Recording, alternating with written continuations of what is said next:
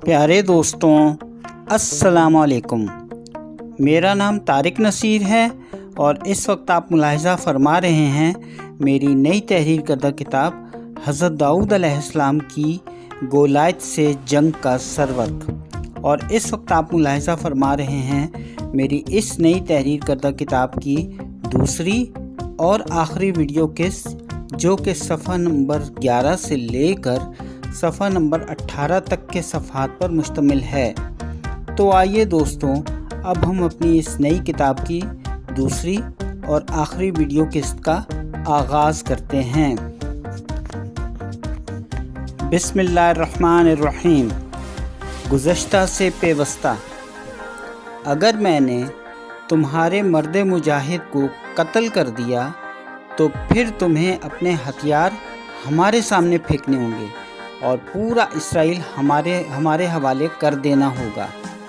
Israeli बादशाह Saul वादी ईला टेरेबेंथिस में लगे हुए अपने जंगी खैमे में बैठकर रोज़ाना गोलायत की ये धमकियाँ सुनता रहता था, लेकिन वो ये धमकियाँ सुनकर फिर भी खामोशी इख्तियार कर लेता था, जिस पर उसकी रियाया और उसकी फ़ौज उसे एक बुज़दिल हुक्मरान कहने लगी थी। फ़लस्तीनी फ़ौज के सिपाही भी इसराइली फ़ौज की बुज़दिली का खूब मजाक उड़ाते रहते थे और उन पर भपतियाँ कसते रहते थे। इसराइली बादशाह साउल की मुख्तसर तारीख़। हुआ कुछ यूँ था कि सन 1010 कबल मसीह यानी 11वीं सदी ईसी कबल मसीह में फ़लस्तीन के जंगजुओं ने इसराइलियों के ख़िलाफ़ एक भरपूर जंग का आगाज़ किया था। और ये जंग फ़लस्तीन की एक वादी जिसका नाम ईला टेरेबेंथिस है के मकाम पर हुई थी। फ़लस्तीनी फ़ौज के सिपाहियों ने उनमें उनका एक ऐसा देव पैकर जंगजू सिपाही भी शामिल था जिसका नाम गोलायत था, जो कि एक अकेला आदमी ही पूरी इसराइली फ़ौज पर भारी था। सन 1010 कबल मसीह में उस वक्त इसराइल पर बादशाह साउल की हुकूमत थी। बादशाह साउल की पैदाइश तौल फूल के मकाम पर बैतुल मुक़द्दस में हुई थी। बादशाह साउल का ताल्लुक़ इसराइल के बेंजामिन कबीले से था और उनके वालिद का नाम किश था। हज़रत दाऊद अलैहिस्सलाम और गोलायत का जंग में आमना सामना और लड़ाई। गोलायत की मौत का तारीख़ी वाक़या सन 1010 कबल मसीह में फ़लस्तीन की फ़ौज की तरफ से इसराइल के ख़िलाफ़ लड़ते हुए वादी ईला टेरेबेंथिस के मकाम पर पेश आया था। बहादुरी का ये शानदार कारनामा हज़रत दाऊद अलैहिस्सलाम ने सरअंजाम दिया था। उस रोज़ मैदान जंग के 41वें रोज़ को जब गोलायत अपना वही ऐलान दोबारा करने के लिए वादी ईला टेरेबेंथिस के मैदान जंग में आया, तो हज़रत दाऊद अलैहिस्सलाम ने अपने इसराइली बादशाह साउल के पास पहुँचे और उन्होंने बादशाह साउल के सामने पहुंचकर अर्ज़ की कि उन्हें गोलायत के साथ मुकाबला करने की इजाज़त दी जाए, जिस पर इसराइली फ़ौज के तमाम बड़े जंगजू सिपाहियों ने हज़रत दाऊद अलैहिस्सलाम को ये चैलेंज कबूल करके मैदान जंग में उतरने की शदीद मुखालफत शुरू कर दी, क्योंकि उन्हें मैदान जंग में दुश्मन फ़ौज से लड़ने का कोई अमली तजर्बा नहीं था। वो तो बस एक नौउमर और नौजवान चरवाहे थे जिन्हें सिर्फ घास के मैदानों में बकरियां चराना ही आता था, या फिर वो अपने हाथ पर खूबसूरत धुनें बजाया करते थे। जबकि इस लड़ाई में शिकस्त की सूरत में पूरी इसराइली सल्तनत फ़लस्तीनी फ़ौज के कब्ज़े में चली जाने का ख़तरा मौजूद था। इसराइली जंगजू सिपाहियों की इस बात पर हज़रत दाऊद अलैहिस्सलाम ने बादशाह साउल को बताया कि उन्हें एक ऐसी जंगी महारत भी आती है जो कि इसराइली फ़ौज के किसी भी सिपाही के पास नहीं है। हज़रत दाऊद अलैहिस्सलाम ने बादशाह साउल को बताया कि वो अपनी गुलेल से, जिसे तारीख़ी तौर पर डेविड स्लिंग कहा जाता है, की मदद से बिल्कुल ठीक निशाना लगाने की शानदार महारत रखते हैं और जिसकी मशक वो काफ़ी दिनों से कर रहे हैं। اور انہیں امید ہے کہ وہ اپنی اس گلیل کی مدد سے گولیت کو ہلاک کرنے میں کامیاب ہو جائیں گے۔ حضرت داؤد علیہ السلام کی اس طویل گفت و شنید کے بعد بالآخر بادشاہ ساؤل کو قائل کرنے میں کامیاب ہو ہی گئے، اور پھر بادشاہ ساؤل نے انہیں میدان جنگ میں اترنے کی منظوری دے دی۔ اسرائیلی فوج کے ایک اور سپاہی نے انہیں اپنی زرہ بختر، فولادی ٹوپی اور ایک فولادی ڈھال دے دی تاکہ وہ گولیت کی فولادی تلوار کے ان حملوں سے اپنی جان بچا سکیں اور محفوظ رہ سکیں۔ گولیت کے خلاف میدان جنگ میں اترتے وقت حضرت داؤد علیہ السلام اللہ تعالیٰ سے یہ دعا مانگتے ہوئے میدان جنگ میں جا رہے تھے: آج کے دن اللہ تعالیٰ تمہیں یعنی گولیت کو میرے ہاتھوں شکست فاش دیں گے، میں تمہیں مار ڈالوں گا۔ آج فلسطینیوں کے اس لشکر کی لاشیں فضا میں موجود پرندوں اور زمین کے جنگلی درندوں کو دے دوں گا تاکہ ساری زمین جان لے کہ اسرائیل کی حفاظت کرنے کے لیے ایک ہی رب ہے جو موجود ہے، اور تمہاری یہ تلواریں اور نیزے خدا نہیں ہیں جو تمہیں بچا لیں گے، اور بے شک ہمارے رب کائنات نے یہ جنگ اس لیے تم پر مسلط کی ہے تاکہ وہ تمہیں نیست و نابود کر سکے۔ گولیت کا قد تقریباً 10 فٹ اونچا تھا، اس لیے اس کے حملہ کرنے اور تلوار کا وار کرنے کی پہنچ اور رسائی اور صلاحیت بھی اپنے دشمن پر بہت اچھی تھی، اور اس کے لیے اپنے دشمن کو قتل کرنا بے حد آسان کام تھا۔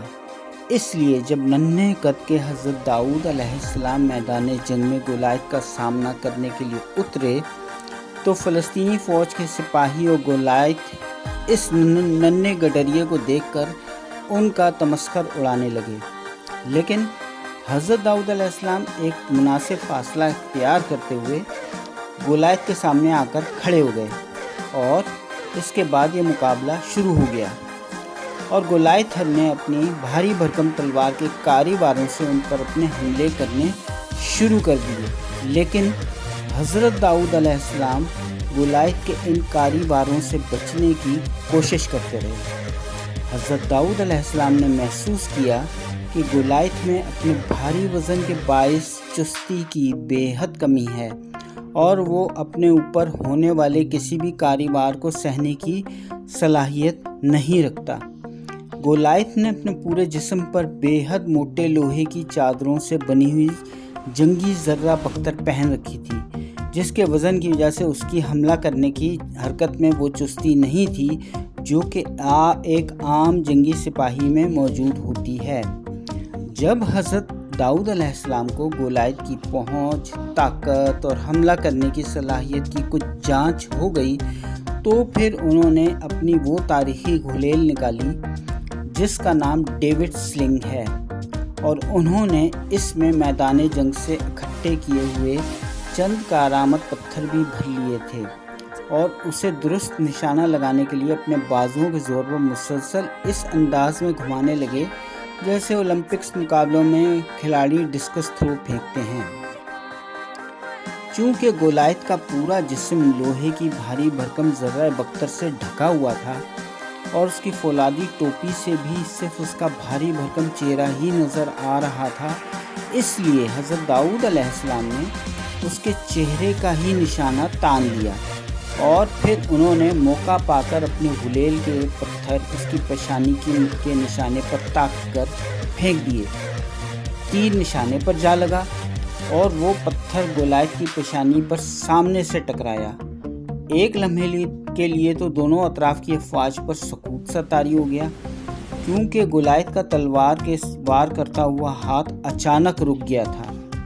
اور پھر اس کے دوسرے ہاتھ میں پکڑی ہوئی بھاری بھرکم فولادی ڈھال بھی زمین پر جا گری تھی، پھر اس کے دائیں ہاتھ میں پکڑی ہوئی تلوار بھی زمین پر گر گئی، اور پھر اس کے چند لمحے بعد ہی خود گولیت بھی کھڑے کھڑے زمین پر ایسے آن گرا جیسے کہ وہ کوئی مٹی سے بنا ہوا مجسمہ ہو۔ در حقیقت حضرت داؤد علیہ السلام کی گلیل کا وہ پتھر اپنی پوری قوت اور تیز رفتاری سے سفر کرتا ہوا گولیت کی کھوپڑی کے سامنے والے حصے سے اس طرح سے ٹکرایا تھا کہ اس نے گولیت کی پیشانی کے سامنے کی ہڈی کو توڑ دیا تھا اور پھر وہ خوفناک پتھر اس کے بھیجے میں جا گھسا تھا، جس کی وجہ سے اسی وقت گولیت کی موت واقع ہو گئی تھی۔ اسرائیل کے بادشاہ ساؤل کا دور حکومت اور موت۔ اسرائیل کے بادشاہ ساؤل کی حکومت سن 1021 سے لے کر 1000 قبل مسیح تک قائم رہی تھی۔ بادشاہ ساؤل کی زندگی اور حکومت کا خاتمہ ایک ساتھ ایک ہی روز اس وقت ہوا جب سن 1000 قبل مسیح میں ان کی اسرائیلی فوج کو ماؤنٹ گلبوع کے مقام پر فلسطینی فوج کے ہاتھوں عبرتناک شکست اٹھانی پڑی تھی۔ تب ہی انہوں نے میدان جنگ میں اپنے گھوڑے سے اپنی تلوار پر کود کر خودکشی کر لی تھی اور یہ تلوار ان کے سینے میں گھونپ گئی تھی اور وہ اسی وقت ہلاک ہو گئے تھے۔ سن 1000 قبل مسیح میں بادشاہ ساؤل کی خودکشی کے واقعے کے بعد اسرائیلیوں نے حضرت داؤد علیہ السلام کو ان کی گولیت کو قتل کرنے کے بہادری کے اس شاندار کارنامے کو سر انجام دینے کے بعد اپنا نیا بادشاہ منتخب کر لیا تھا۔